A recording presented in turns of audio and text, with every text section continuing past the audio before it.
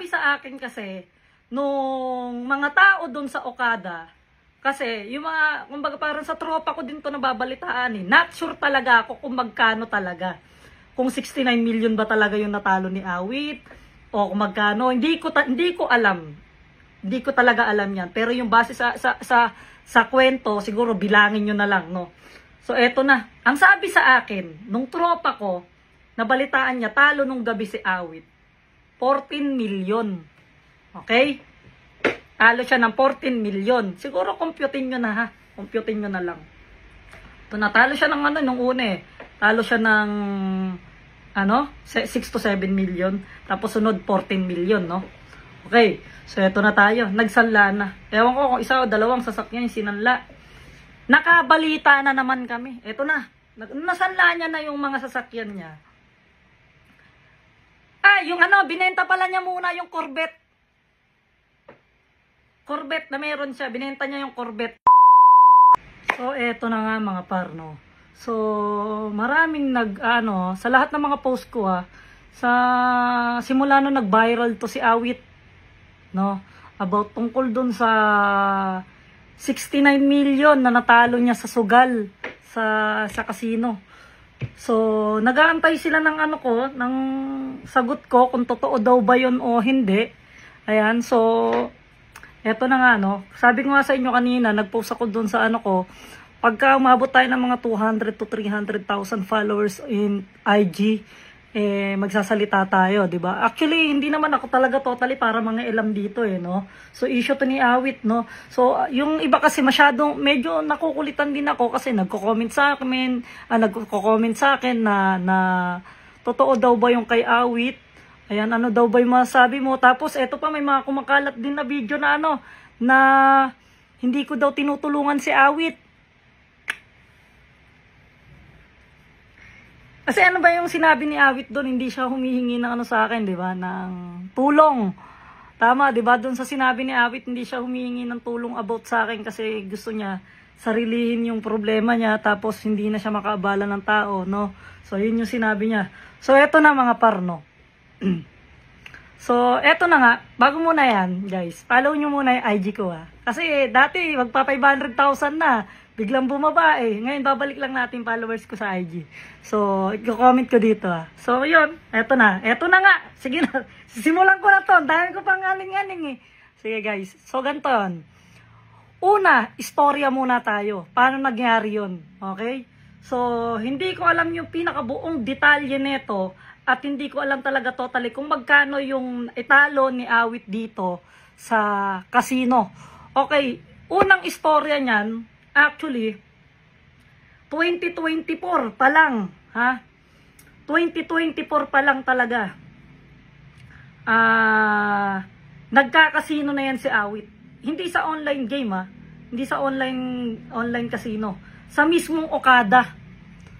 Ewan ko sa Okada, sa Soler, basta parting dito kung saan siya naglalaro Kung saan siya naglalaro So, 2024, kung makikita nyo, meron hinouse tour si Awit na bahay, may dalawa siyang bahay nun, 'di ba? Na magkatabi, dalawang bahay niya sa Cainta, dalawang magkatabi, no?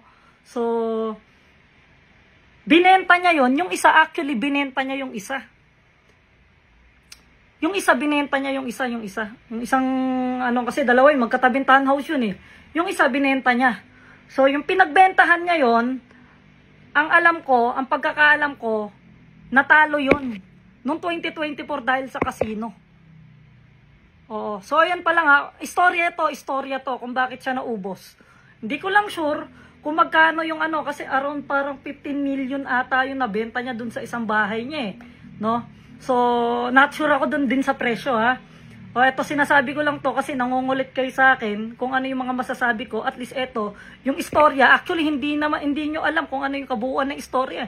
Hindi din sinabi ni Awit kung bakit siya natatalo, kung ano yung mga nawala sa kanya, di ba? So, alam niyo naman na siguro kung ano yung mga nawala sa kanya. Una yun, yung bahay niya. Ayan. So, alam ko pinang-casino niya yon. So, natalo. Tapos, meron din siyang, binenta niya ulit yung isa niyang bahay, dalawa yun isang townhouse niya, binenta niya. Pangalawa, yung isang townhouse niya, yung binebenta rin namin yung bahay namin sa Cainta, okay, yung binebenta rin namin yung bahay namin sa Cainta, binili niya. So, nagbigay siya sa amin, tapos binili niya. Tapos ngayon, ang nangyari, kasi, ako may utang pa ako doon sa bahay. No, may utang pa ako doon sa bahay. May utang pa ako doon sa bahay. May utang pa siya sa akin sa bahay. 'Di ba? May utang pa siya sa akin sa bahay kasi nga may kulang eh. So binebenta ko yung bahay ko ng magkano, tas magkano lang yung binigay niya. Hindi ko na babanggitin kung magkano 'yon, no?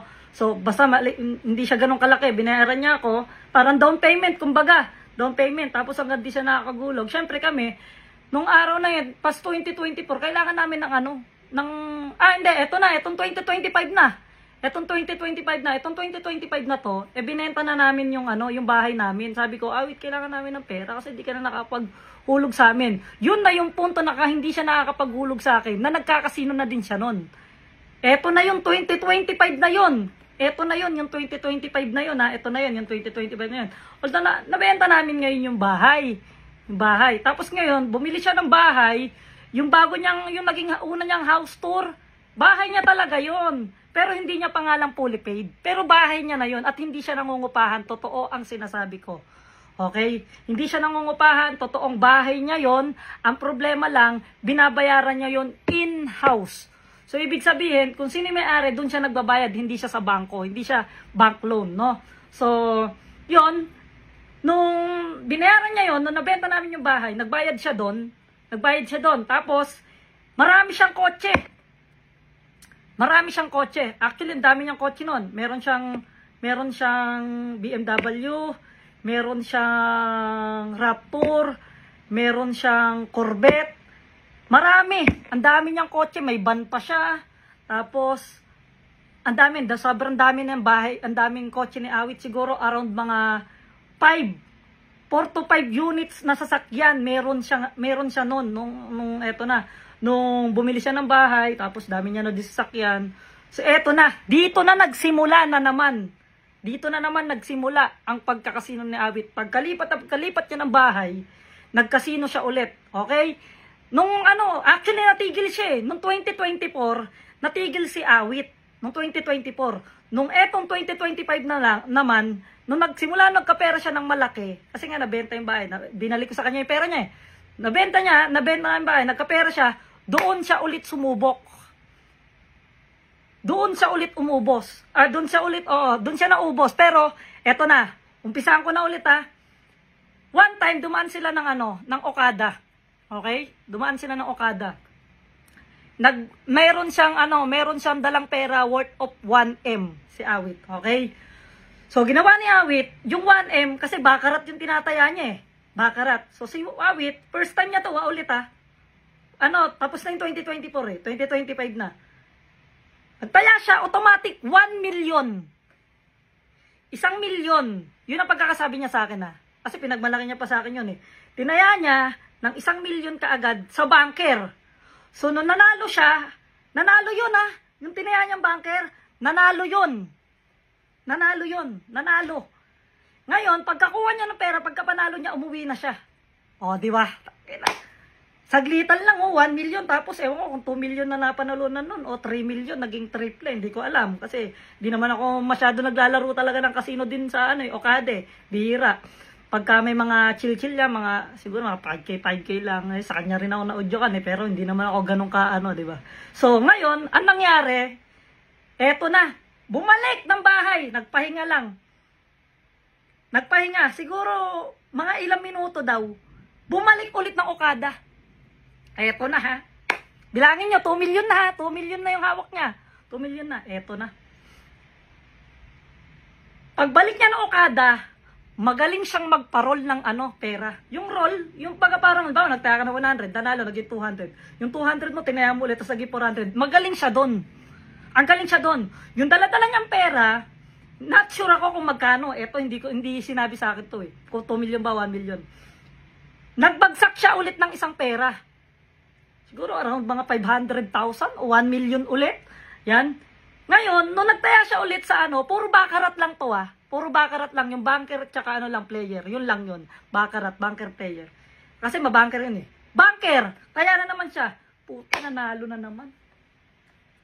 Nanalo na naman. Eto na. Nagparol eh. Yung panapanalunan niya, hindi niya muna kinuha. In-stay niya lang doon. Kung naging 2 million yun, halimbawa lang, pinarol niya, tinaya niya ulit yun. 2 million, sample lang. Nanalo ulit. Nanalo ulit, naging 4 million. Eto na. Pinarolyo ulit. Magaling. Magaling. Tinaya, nanalo ulit. Umabot ata ng 6 to 7 million yung pera. Ngayon, umuwi. Okay. Yeah. Ang galing. Di may pera na siya, di ba? May pera na eh. Kung ako mananalo ako ng ganong kalaki ha. Kung ako mananalo ng ganong kalaki, tigil na ako eh. Wala na. Di ba? Kung kayo mananalo ng ganon, stay na lang kayo. Bahay o pwede na. Puta, bilhin na lang kayo ng kotse. Simple mo na lang ang buhay mo ulit. Kasi nakapanalo ka na ng 6 to 7 million eh. Nakauwi ka na ng ganon. Eto na nangyari. Ito na. Kinikwento ko to ha. Kasi makukulit kayo eh. Nananahimik ako dito. Papagaling ako ng opera ko. Bungbong talaga kayo eh, no? Eto na. Mga ilang araw bumalik. Eto na yung dilubyo ni Awit. Eto na yung sunod-sunod na siyang natatalo. Kada punta niya doon. Kasi ang casino, ang swerte talagang pagka nagano ka, pagka sa sa ang tawag dito, sa personal, mahirap yung personal eh. Kahit sa medyo sa online, medyo okay pa pero di ba alam mo yon. Pero bahala, basta eto na. Bumalik ulit. Nanalo na ulit eh. Laki na ng pera. Natalo na. Yun na ang dilobyo na Awit. Dire-diretso na yung pagkatalo niya. Hanggang so natalo siya, lahat ng napanalunan niya din, natalo din. Eto na. Nanggigil. Bumalik. Bumalik ng bahay. Ewan ko kung bumalik ng bahay, nag-withdraw. Tumaya, bumalik ulit. Ewan ko kung magkano dala. Parang ang mga dala ata niya, para mga 5 milyon ata ang dala niya. Kasi gigil na gigil siya. Gusto niyang mabawi yung yung talo niya nung talo niya eh. No? Gigil na gigil. Tinaya ulit. Pak. Talo na. Talo na naman. Gigil. Talo na naman si Gunggong. Talo na naman, talo. Ito na. Dito na nagsimula talaga ang pagsasanla ni Awit at pagsasanla muna. Muwi. Naghanap ng masasanlaan. Not sure ako kung kanino mga sinanla yun. Di o kaya, kahit sabi mo alam ko yung pinagsanlaan, hindi ko nakabanggitin. Sinanla. Ito na. Ewan ko kung isang kotse o 2 kotse yung sinanla. Pera. Bumalik kasi bawing-bawi. Bawing-bawi. Bawing-bawi. Pero ang alam ko hindi lang ang pagkakasabi sa akin kasi nung mga tao doon sa Okada, kasi yung mga, kumbaga parang sa tropa ko din to nababalitaan eh. Not sure talaga ako kung magkano talaga. Kung 69 million ba talaga yung natalo ni Awit o kung magkano, hindi ko alam. Hindi ko talaga alam yan. Pero yung base sa kwento, siguro bilangin nyo na lang, no? So, eto na. Ang sabi sa akin, nung tropa ko, nabalitaan niya, talo nung gabi si Awit. 14 million. Okay? Talo siya ng 14 million. Siguro, computein nyo na ha. Computein nyo na lang. Ito na, talo siya ng nung una eh. Talo siya ng, 6 to 7 million. Tapos sunod, 14 million, no? Okay. So, eto na tayo. Nagsanla na. Ewan ko kung 1 o 2 sasakyan yung sinanla. Nakabalita na naman kami. Eto na. Nasanla niya na yung mga sasakyan niya. Yung binenta pala niya muna yung Corvette. Corvette na meron siya. Binenta niya yung Corvette. Parang, pinabenta niya sa akin. Ay, hindi. Nakasanla pala yung Corvette. Eto pala. Sinanla niya pala yung Corvette. Sinanla niya. Yung Corvette pala yung sinanla. Yun. Ayun, tama. Yung Corvette, sinanla niya. Okay? Siguro yung sanla ng Corvette is nasa 3 million. 3 million yung sanla. So, ibig sabihin, 3 million yung hawak niya. Ewan ko kung 1 o 2. Basta ang alam ko yung Corvette, pinabenta niya kasi sa akin yun. Tinulungan ko lang din siya. Hindi ko lang maalam kung bakit. Sabi niya, tutubusin niya lang daw. Kaya niya binenta, kaya tinulungan ko. Tapos yung pala, yung 3 million na rin yun, talo din. Bumalik na Okada eh. Talo na naman. Di bilangin nyo na, magkano na, 14M, 7M, tapos 3 million. Bilangin nyo ha. Tapos eto na, talo na naman. May mga kotse pa. Sinanla na naman dun sa pinagsalaan. Nagsanla na naman dun sa pinagsalaan. Eto na. Eto na, umapit na. Umapit na kayo. Ewan ko, alam ko 2 sasakyan. 2 sasakyan sinanla. Sinanla. Nung sinanla niya yung 2 sasakyan, yun yung pagkakaalam ko ah. Sinanla niya yung mga sasakyan. Punta na naman daw siya ng Okada. Inakala ko nga doon na nakatira. Alam ko nga doon na nakatira kasi lagi ko rin nakikita sa mga Mayday na ano eh. Nagbabakarot siya eh. Ito na no. Anong nangyari? Alam ko nanalo siya eh.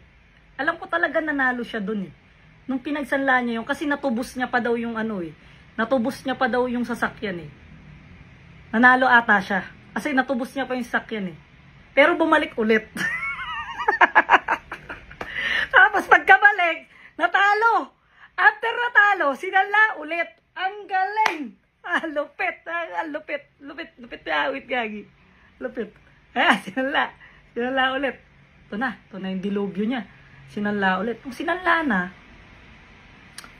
niya na, binenta, nung sinala niya na, nag-ano ulit. Basta guys, lahat ng mga sasakyan ni Awit nun, na, na tibalyok. Basta lahat, tibalyok lahat. Wala na siyang kotse ngayon. Kaya siya nag-grab. Kaya siya nag-grab. Ngayon, nung nangarang araw, umihiram sa amin ng sasakyan. Hindi pinahiram kasi kapatid ko naman eh. Pero ilang araw lang kasi baka masanla eh. Ito na no. Tapos mabigat. Ito na yung pinaka-dilubyo. Nakita niyo yung bahay niya ngayon? Yung nangungupahan siya ngayon? Ito na yung dilubyo nun. Yung bahay niya, yung bahay ni Awit, di ba ano yun eh, in-house. Tapos nag-down siya. So dun sa naging profit, hindi siya nakahulog ng 6 months ata siya hindi nakahulog doon simula nung kinuha niya yung bahay. 6 months kaya na profit. Pero kawawa naman din yung tao kasi na-profitan eh, di ba? Pero kasalanan niya yun. Di ba? Kasalanan niya yun. Na-profit siya, na-profit. So wala na. Kaya pinalis siya dun sa alam mo yung Awit Mansion, yung binlag niya, right? May malaking parkingan. So yun, na-forfeit. Kasi di ko alam kung ilang buwan hindi nabayaran yun kasi na-forfeit eh. Ngayon, yun na yung naglipat na si Awit ng bahay. Kasi wala na siya. Hanggang ngayon, promise, sobrang wala talaga si Awit. Okay? So, eto naman yung tanong. Bakit hindi mo naman tinulungan? Alam mo naman kapatid mo, walang-wala. Tas, wala kang pakialam. Doon kayo nagkakamali. Ang daming lumalabas na video na ganon yung ibang mga voice record na yung picture namin. Tapos, si Wamos at si Awit, hindi po gonggong. Hindi. Okay? So, eto na. Si Awit talaga, tinutulungan ko yan. Ang unang-una kong tinutulungan, anak niyan. Okay? Anak niyan, ni Awit. Ang unang-una kong tinutulungan, kasi pamangkin ko yan. Mahal na mahal ko yan. Kahit anong klase ng pagkatanga ni Awit, labas yung mga anak niya sa relasyon namin. Kumbaga parang kami, pagkasakit man yung bata, sinasagot namin yan. Halimbawa, walang pambiling gamot, walang pambiling gatas. Nandito kami para sa kanya. Para sa bata, hindi para sa kay Awit para sa bata. Kasi kung tutuusin, si Awit talaga, may utang pa sa akin yan si Awit na 4 million. Diba? Alam niya na yon sa sarili niya na yon. Alam niya na sa sarili niya yon na lalapit ba ako sa kuya ko na kasi may utang pa ako doon na alam mo yon, may mga point na ganon. Baka madagdagan pa yung utang. Siguro yun yung isip-isip niya. Pero syempre, sa akin, hindi ko matiis yung kapatid ko. Di ba? Kaya ang ginawa ko talaga, tinulungan ko naman siya. Pero hindi naman ganong kalaking tulong yung gusto kong ibigay sa kanya. Kasi gusto ko rin siyang matuto. Gusto ko rin na malaman niya na yung may mga pagkakamali siya na hindi na kailangan niya nang itama lahat. Kung ngayon, isaswertehin siya ngayong taon, magkaroon siya ng pera, sana isipin niya na lang at isipin mo na lang, Awit, ha? Yung pamilya mo, anak mo, at saka yung asawa mo. Na sana pumasok na sa kokote mo na kahit magkaroon ako ng milyon ngayong taon, never ko na tong gagalawin. At never na ako hahakbang papuntang kasino. Kasi mauubos na naman ako. Dapat ayan ang isipin mo. Ang isipin mo, pag kahawak ka ng milyon na naman, isipin mo na, paano ko to palalaguin? Paano ko to palalakihin tong pera na to? Para bumalik ako sa dati, na may bahay ako, sarili akong bahay, na maayos yung pagkain namin sa araw-araw, na hindi ako nagbebenta ng bagoong ngayon, o, di ba? Pero hindi masama ang pagbebenta ng mga ganyan, mga par, ha? Wag na wag nyong nilalait yung mga nagbebenta ng mga ganyan. Okay? Wag. Okay, so siguro suportahan na lang natin kasi sa halagang 140 pesos, di ba? O, napasok ko pa yung bagoong mo, Awit. O, di ba? Tapos ngayon, wala pa siyang page. Yun ang dilubyo niya talaga na nangyari. Hindi naman siguro karma yung nangyari sa kanya, tadhana sa kanya yan. Yeah. Tadhana yan. Na mangyayari yan. Pero sabi siguro ni Lord, siguro, Awit, medyo pahirapan muna kita ng tigas na ng mukha mo eh. Diba? Pahirapan muna kita. Bis na ang ganda-ganda na ng buhay mo ngayon. Dinala mo sa walang kwentang bagay. Oh. Sabi ni Lord, kung sakali, kung ay sinabi, ngayon, sabihin ni Lord na, sige, Awit, magtrabaho ka, tsaka na kita ibabalik. Kapag nakita ko, nagbabago ka na at nagpupursigi ka na. Diba? Kasi ako, bilang isang kuya, hindi lahat ng bagay, mga par, sinusuportahan ko talaga kay Awit. Yung pagkakasino niya, nako, naudyukan pa nga ako niyan. Na kahit ayaw ko talagang mapipilitan ako dahil sa tigas ng muka. Simula natalo ako, nakasama ko din niya si Awit. O, hindi ganun kalaki yung ko, ha. Magkano lang yung yung talo ko, para 50k, baka ganun lang, pa 50k lang, pa ganun lang, diba? Wala naman yun. Kumbaga parang sa akin, hindi na siya masakit. Kumbaga parang, kasi ito lang talaga yung panlaro ko, di ba? So doon pa lang, medyo masakit na sa akin yun na, di ba, na matalo ako sa ganun. So isipin ko na lang paano ko palalaguin tong gantong halaga, di ba?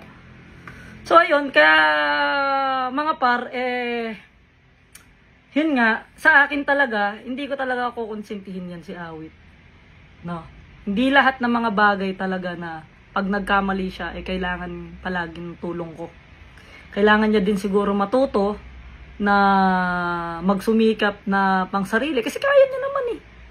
Meron siyang paa, meron siyang kamay, nakakalakad siya, malakas pa siya. Diba? So, kakayanin at kakayanin niya yan. Diba? At saka ang tao, may pagbabago at may pagbabago sa buhay yan. Depende na lang talaga sa kanya kung magbabago na siya. Pero kung di siya magbabago, nasa sa kanya na yan, diba? Yeah. So ayun mga par, yun lang yung yun lang yung kwento ko sa inyo. Bilangin niyo na lang yung 69 million, hindi ko talaga alam kung gaano kalaki talaga yung ni Awit, kasi paiba-iba siya. Nagulat niya ako, may black card eh. Sabi nila kapag ka daw natatalo ka na ng mga around 50 million, not sure din ako kasi hindi talaga ako itama nyo ako ha, pero wag nyo akong i-bash kung tama ako o hindi. Kung meron dito mga nagkakasino, alam nyo yan, na kung tama ako o hindi. Ngayon, kung mali ako, sabihin nyo lang na mali ako. Pero wag nyo naman ako i-bash ha, kasi hindi ko naman alam ang pagkakasabi at pagkakaalam ko lang naman, ulitin ko, pagkakaalam ko dahil may mga nagkikwento sa akin, pero hindi naman ako matanong sa mga kasino dahil nga ako dyan. So, sabi nila, pag may black card ka, natatalo ka na ng mga 50 million or 100 million pataas. Kasi yung black card na yun, mga par, kapag may black card ka, libre ka, alam ko, libre ka ng pagkain. Mga 10,000, worth 10,000. Kasi nung nag-Mother's Day, eh yung room na pinuntahan namin, nasa around 700,000 ata. Yung room. Yung room, 700,000. So, libre yun sa kanya.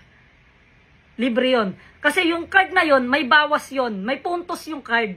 So, yun yung binabayad niya para mabayaran yung pinag-anohan namin nung kwarto. Yung kwarto na yun. No, malaki din naman. So, yun. Kaya siya may black card. Ayun ang pagkakaalam ko kasi na-experience ko kasama siya dahil yun yung ayun yung pagkakaalam ko. Kasi nung nag Mother's Day nga, dun nga kami nagpunta ng Okada, libre niya kami, tapos yung yung pagkain na worth of 10,000 pesos every day. Kaya siguro siya laging nandun din, no. So, pero sabi nila, bago nyo daw magamit yon, kailangan mo muna maglaro daw ng maglaro. Not sure ako kung totoo o hindi. Ha? Basta sinabi ko sa inyo kung ano yung iba kong mga nalalaman. Kung tama ba to o mali ba to sinasabi ko. Hindi ko sure talaga. Ha? So magtanong na lang kayo sa mga kakilala nyo mga nagkakasino kung ano. Okay? So, yun lang. Payo ko lang kay Awit bago matapos tong video na to. No? So, Awit, sana magbago ka na. No? So, siguro, ewan ko kung ngayon mo lang sinasabi na magbabago ka kasi wala ka ng kung anong meron ka dati. Mga taong tinulungan mo noon nawala na parang bigla. Okay? Payo ko lang, unang-una, mamili ka ng mga taong kaibigan mo na hanggang walang-wala ka, nandyan sila para sa inyo. Para sa iyo. Hindi porket meron ka, nandyan sila. Maganda yung mga taong mga kaibigan mo na nandyan sila, meron ka man o wala. Kasi ako mayroon ako mga kaibigan na nandyan. Sila Pendong, sila Lagat, sila Tito Kevin, sila Jelay, at iba pa, nandyan sila lahat, lalo na yung asawa ko, no. Andyan sila. Kasi nung walang-wala talaga ako, kasama ko na sila. So hanggang ngayon, kahit pa paano, medyo nagkaroon ng konti. So, nandyan pa rin sila. So, yun yung mga kaibigan na kailangan hanapin mo, no. So, wag kang humanap ng kaibigan na Tsaka humanap ka rin ng mga kaibigan mo na kahit pa paano may alam sa business para at least matulungan ka. Kasi ako may mga kaibigan din naman ako business. Sila din naman yung tumutulong sa akin regarding sa mga ganon. So, yun, payo ko sa'yo, sana magbago ka na. Isipin mo yung asawa at anak mo. Itong video na to, hindi to para itong video na to, hindi to para para gumawa lang ako ng video o kung ano man. Ito yung video na gusto ko rin iparating sa iyo, di ba? Na gusto ko rin sabihin sa iyo. Okay? So, kasi alam ko naman na pag sinabi ko sa iyo, hindi ka rin naman makikinig talaga sa akin, kaya yan. Ngayon sinasabi ko na para at least alam lahat ng tao na ina-advisean kita na bilang isang kuya.